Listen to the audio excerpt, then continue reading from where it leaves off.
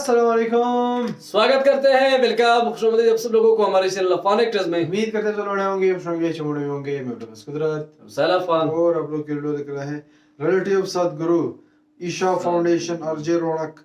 ये अच्छा सदगुरु, ओके ओके ओके, सदगुरु जो बनता है पंडित में। एग्जैक्टली इतना वॉच जानते करेंगे, देखते हैं क्या सीन है।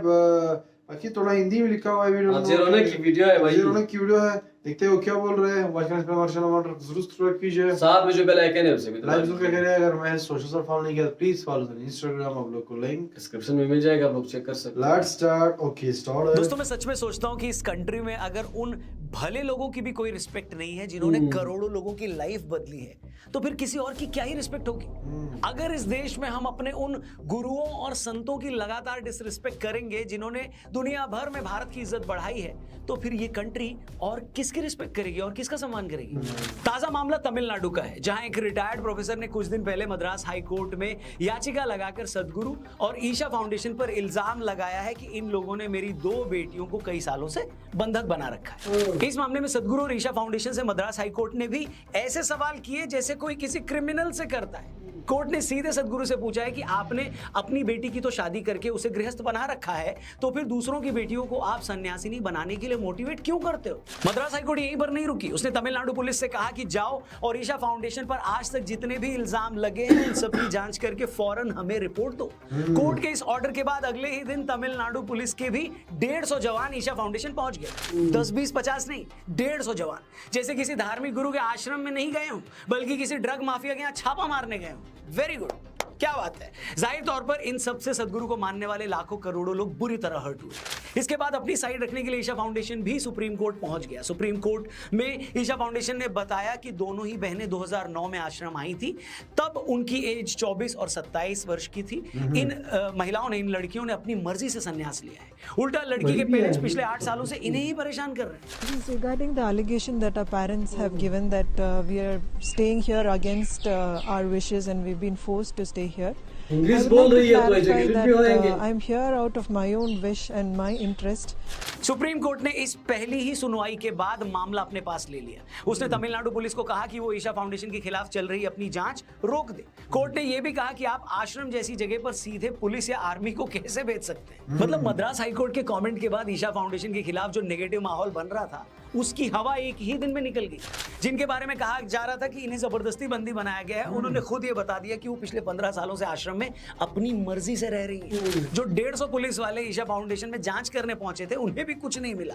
सुप्रीम कोर्ट ने भी सिर्फ पहली ही सुनवाई में पुलिस की जांच पर रोक लगा दी और ये भी बोला कि अब जांच करके सीधे रिपोर्ट हमें देना, मद्रास हाईकोर्ट को नहीं। मगर सिर्फ एक दिन में दोस्तों लेफ्ट लिबरल्स ने पूरे सोशल मीडिया पर ऐसा माहौल बना दिया था जैसे देश भर में सदगुरु से बड़ा कोई ठग है ही नहीं। पूरा इकोसिस्टम इस बात का पहाड़ा पड़ने लग गया था कि देखो कैसे सदगुरु ने अपनी बेटी की तो शादी कर रखी, जबकि दूसरे की बेटियों को सन्यासिनी बनाने में लगे हुए।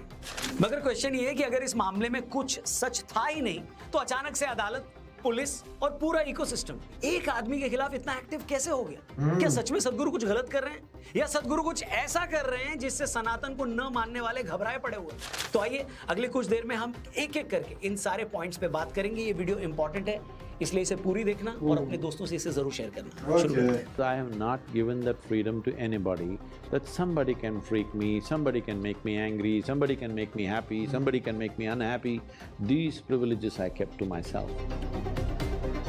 इस पूरी कंट्रोवर्सी के बाद एक सेक्शन ये प्रूव करने में लगा है कि सदगुरु और ईशा फाउंडेशन लोगों को जबरदस्ती ब्रह्मचारी और ब्रह्मचारिणी बनाने में लगे हैं। जबकि रियलिटी ये है कि हर साल ब्रह्मचर्य के लिए कई लोग ईशा फाउंडेशन में अपनी अर्जी लगाते हैं, जबकि उनमें से सिर्फ कुछ ही लोगों को बनने के लिए सिलेक्ट किया जाता है। ये कंट्रोवर्सी तो आज पैदा हुई है। सदगुरु तो शुरू से कहते हैं कि हम हर किसी को सन्यासी नहीं बनाते। Every year, hundreds of applications for brahmacharya comes. We just choose 8-10 people out of that, looking at various qualities and various possibilities. मजे की बात यह है दोस्तों कि आज तक सदगुरु के आश्रम में सिर्फ 200-250 लोगों ने ही ब्रह्मचर्य लिया है या सन्यास लिया है, और वहीं उन्हीं के आश्रम में मौजूदा लिंग भैरवी मंदिर में हर साल इससे कई ज्यादा लोगों की तो शादियां होती हैं। मतलब जिस आश्रम पर आप इल्जाम लगा रहे हो कि वो लोगों को सन्यासी बनाता है, ब्रह्मचारी बनाता है, हकीकत में सन्यासियों से कई गुना लोग तो सिर्फ 1 साल में वहां पर आकर लिंग भैरवी मंदिर में शादी कर लेते क्या हैं। बात। बच्चियों को जबरदस्ती सन्यासी बनाना तो दूर, आपको ऐसे सैकड़ों लोग मिल जाएंगे जो ये बताएंगे कि उनकी बेटी के चाहने के बावजूद सदगुरु ने उन्हें सन्यास नहीं लेने दिया। एक बच्ची के पेरेंट्स ने तो यहां तक कहा कि हमारी बेटी भी सदगुरु के पास सन्यासी बनने के लिए गई थी, लेकिन सदगुरु ने उसे सलाह दी कि बेटी तुम शादी कर लो। वहीं एक और बच्ची के पेरेंट्स ने बताया कि हमारी भी बेटी सन्यासिनी बनना चाहती थी, मगर सदगुरु ने कहा कि बेटा सन्यास तुम्हारे लिए नहीं है। உங்க பொண்ணு சொல்றாங்க விஜயகுமார், நான் சன்னியாசம் வாங்கிக்கிறேன்னு சொல்றாங்க. அவர் சொன்ன வார்த்தை அப்படியே சொல்றேன். உங்க பொண்ணு சன்னியாசம் வாங்குறேன்னு சொல்லிட்டு இருக்கிறாங்க. ஆனா அவங்களுக்கு சன்னியாசம் சரிப்பட்டு வராது. அவளுக்கு நம்ம கல்யாணம் பண்ணி வச்சிடலாம். मेरा क्वेश्चन ये है बॉस कि अगर सदगुरु या ईशा फाउंडेशन सच में लोगों को जबरदस्ती ब्रह्मचारी या सन्यासी बनाने की ताक में बैठा होता तो आश्रम वाले तो ढूंढ ढूंढ कर ऐसे लोगों को सन्यासी बनाकर उनको एक्सप्लॉइट करते। एक और महिला का ट्वीट देखिए, ये लिख रही है कि मेरी बेटी जब 25 साल की थी तब मैंने उसे कहा था कि तुम ध्यान करने ईशा फाउंडेशन चली जाओ। मेरे कहने पर वो वहां गई, मगर उसे कभी किसी ने सन्यास के लिए नहीं बोला।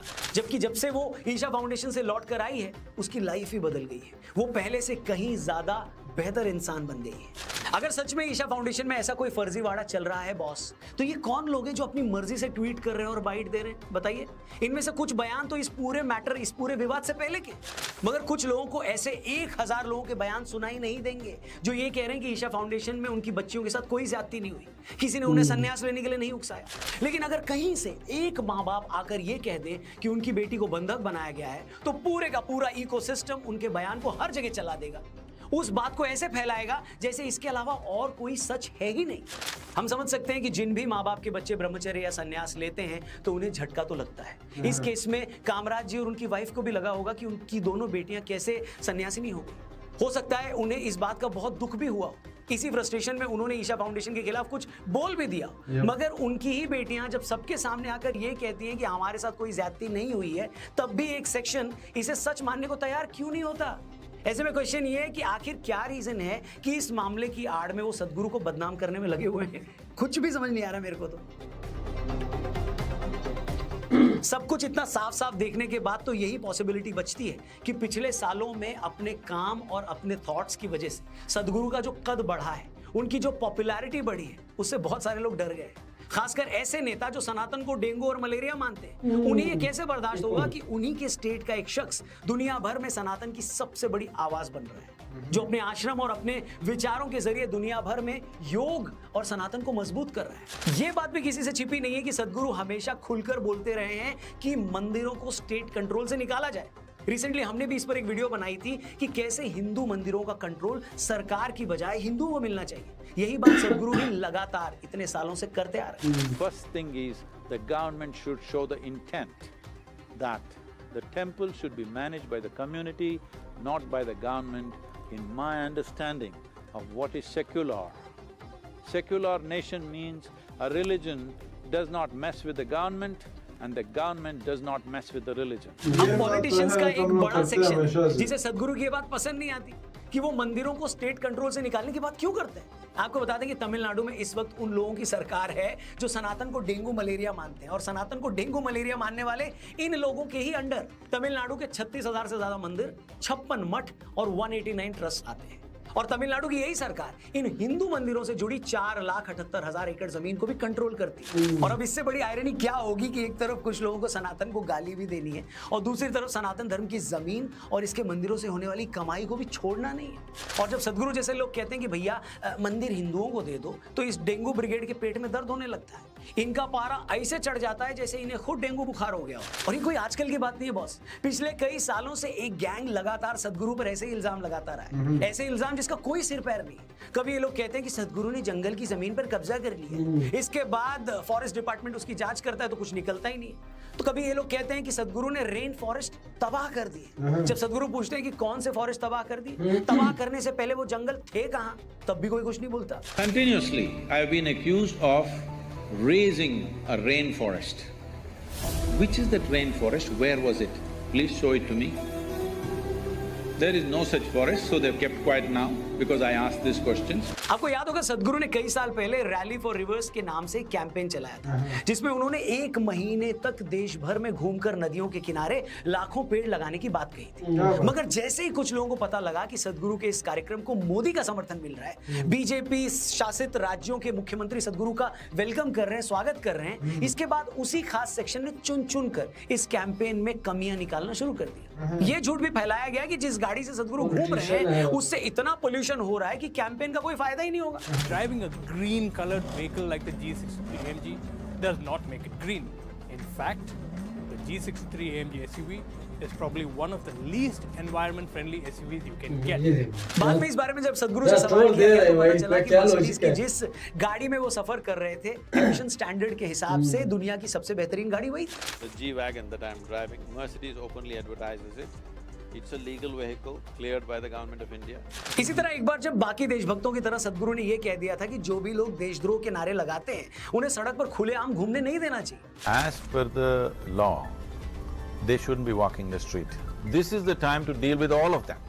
All of them. सदगुरु का इतना कहना था कि एक खास वर्ग सदगुरु पर भूखे भेड़िए की तरह टूट पड़ा। लोगों ने उन्हें ढोंगी से लेकर सनकी तक क्या कुछ नहीं बोल दिया। और ये चालाकी यहीं खत्म नहीं होती। जैसा कि मैंने शुरू में कहा था कि कुछ लोगों ने ऐसा नैरेटिव सेट कर दिया है कि जो भी कंट्री की बात करेगा, देश की बात करेगा, उसे फौरन हिंदूवादी, अंधभक्त और कट्टर घोषित कर दो और उससे जुड़ी हर छोटी मोटी बात पकड़कर उसे बदनाम करने की पूरी कोशिश करो। और यही घटिया खेल कुछ लोग सदगुरु के साथ इतने सालों से खेल रहे हैं। और ये ऐसा सिलसिला है जो रुक नहीं रहा है, लगातार चलता जा रहा है। वो भी क्यों? क्योंकि उस खास वर्ग ने ये मान लिया है कि जो भी नेशनल मुद्दों पर कॉमन मैन के ओपिनियन की बात करेगा, जो सनातन की बात करेगा, जो योग की बात करेगा, वो कट्टर है। अगर वो ज्यादा देश की बात करेगा तो हम उसे राष्ट्रवादी मानेंगे, अगर वो ज्यादा राष्ट्रवादी बनने की कोशिश करेगा तो हम उसे कट्टर बना देंगे। फिर चाहे आपने 35 सालों में योग के माध्यम से 20 करोड़ लोगों की जिंदगी ही क्यों ना बदली हो, फिर चाहे आपने नदी बचाने का दुनिया का सबसे बड़ा अभियान ही क्यों ना चलाया, फिर चाहे आपने एक दिन में 8.5 लाख पेड़ लगाकर वर्ल्ड रिकॉर्ड ही क्यों ना बनाया, फिर चाहे आपने अपने स्कूलों में हजार करो, एक बुराई करो, सब बुझ जाएगा। ही क्यों ना दी, या फिर आपको यूएन से लेकर हार्वर्ड, आईआईटी से लेकर आईएम और गूगल से लेकर दुनिया की हर बड़ी जगह पर अपनी बात रखने के लिए ही क्यों ना बुलाया जाता। मगर एक खास सेक्शन को इन सबसे कोई मतलब नहीं है। वो कभी किसी सन्यासिनी के पिता की बाइट को उछालकर सदगुरु को गुंडा बताने की कोशिश करेंगे, वो कभी किसी फर्जी जमीन की विवाद की बात को बोलकर सदगुरु को भूमाफिया बताएंगे, वो हिंदुत्व की बात करने पर या सनातन की बात करने पर या योग की बात करने पर सदगुरु को कट्टरवादी बताएंगे। दरअसल इन लोगों की नाराजगी सदगुरु से भी नहीं है। ये वो कौम है जिसे हर वो इंसान नापसंद है जो अपने कल्चर को दुनिया में स्थापित करता हो। इन्हें हर उस इंसान से नफरत है जो जातियों से ऊपर उठकर सिर्फ उनकी असली पहचान की बात करता हो। इन्हें हर वो आदमी कम्युनल लगता है जो योग, साधना और क्रियाओं की बात करता है। इसमें कोई डाउट नहीं है बॉस कि भारत ही नहीं, दुनिया भर में आज सदगुरु इन सारी बातों को सबसे ज्यादा जोर शोर से उठा रहे हैं। उन्हीं की वजह से भारत ही नहीं, दुनिया भर के लाखों करोड़ों लोग, स्पेशली यंग लोग योग की तरफ झुक रहे हैं, योग को अपनी लाइफ का हिस्सा बना चुके हैं। अमेरिका तक में उनके एक प्रोग्राम में इतनी भीड़ होती है जितनी भीड़ खुद बड़े से बड़ा अमेरिका का पॉप स्टार भी नहीं जुटा पाता। मगर बजाय इन बातों पर गर्व करने के, इस बड़े काम के लिए उनकी तारीफ करने के, कुछ लोग उन्हें नीचे गिराने और उन्हें तोड़ने में लगे हैं। और हमें बस यही काम नहीं होने देना है। इस पूरे मामले पर आपकी क्या राय है, कमेंट करके जरूर बताइएगा। आप सदगुरु को लेकर क्या सोचते हैं, उनके काम के बारे में आपकी क्या सोच है, वो भी जरूर शेयर करिएगा। और ये वीडियो भी अपने हर एक दोस्त तक पहुंचाइएगा, क्योंकि सच जानने का हक सबका है। Thank you for watching. Channel भी सब्सक्राइब करके जाइएगा। जल्दी मिलते हैं। जय हिंद, वंदे मातरम। तो ये वीडियो सदगुरु को तो हम लोग इतना नहीं जानते, लेकिन इतना पता है कि ये एक पंडित है, बहुत फेमस पंडित है। मतलब ये रिलीजियस बातें करते रहते हैं, मतलब जितनी भी रिलीजियस बातें का भी जो है एलिगेशंस पे लगे हुए कि उन्होंने ये किया हुआ है, जोर जबरदस्ती उनको जो यहाँ पे जो स्टेज बना रखा है। ये अभी यहाँ पे तो कोर्ट वालों ने कहा कि नहीं, ये सारा वीडियो दिखाए गए थे जो इनकी बेटियां थी, उन्होंने कहा कि बिल्कुल हम अपने होश हवास में यहाँ पे है, हम लोग किसी ने हमें अपनी मर्जी से आए हुए हैं। लेकिन हमें इनके बारे में तक पता नहीं है क्या इनके बारे में कहे कि नहीं। इनकी जो फादर है लड़कियों के, वो उन्होंने ये क्लेम किया है ब्रेन वॉश की गई है, मतलब बातों में लाकर ऐसे वो ऐसा ही बनाया हुआ है। अगर देखी जाए तो वो लोग तो बहुत बड़ी मतलब एज के लिहाज से देखी जाए तो उसकी एज ऊपर ही है, 25 से पता नहीं कितने इस तरह का एज, जिसमें वो आए हुए थे। अभी तो काफी 40 तक मतलब पहुंच गए। तो उसकी एज भी ऐसे नहीं है कि बंदा कहे कि यार ये तो छोटी बच्ची है, या मतलब 15 साल, 18 साल या 17 साल। इसकी तो एज भी 20 से ऊपर है, तो वो अपना फैसला खुद कर सकती है। लेकिन फिर अब उन्होंने ये क्लेम किया कि ब्रेन वॉश की गई होगी या कुछ और कहा होगा। उनकी 2 बेटियां हैं, डेफिनेटली एक फादर भी तो ये चाहता है कि ये तो है कि हमारी 2 बेटियां किस तरह यहाँ पे संन्यास। एक और चीज, अगर ये संन्यास के लिए ये लोग मतलब वो लाते हैं जबरदस्ती, तो फिर वो बात अगर देखो साइड पे उन्होंने को बात रख दी कि इनके लिए भी आपको जो है पहले मतलब नहीं 100 कहते हैं 100 जब आते हैं तो हम 100 से ज्यादा कहते हैं, हंड्रेड्स ऑफ एप्लीकेशन आते हैं, उनमें कुछ सेलेक्ट करते हैं, 10 से 8 जो है सेलेक्ट करते हैं। तो ये जो करते जब इतनी मुश्किल से सिलेक्शन होती है तो खुद सोचो जबरदस्ती हैं। ये बात है। बाकी हम इसके बारे में और इतना डिटेल के साथ कुछ नहीं बोल सकते, लेकिन यार जनरल में जो बातें की तो उससे तो साफ जाहिर है कि जो एलिगेशंस लगे वो बिल्कुल फॉल्स है। बाकी आप लोग अपने point of view comment section में जरूर रखिएगा, इसका असल माजरा क्या है। अगर वीडियो पसंद आए तो प्लीज सोशल मीडिया साथ में जो बेल आइकन है उससे भी लाइक करें, ताकि सपोर्ट मिल रहा है। सो अभी के लिए इतना ही, अल्लाह हाफिज़, बाय बाय।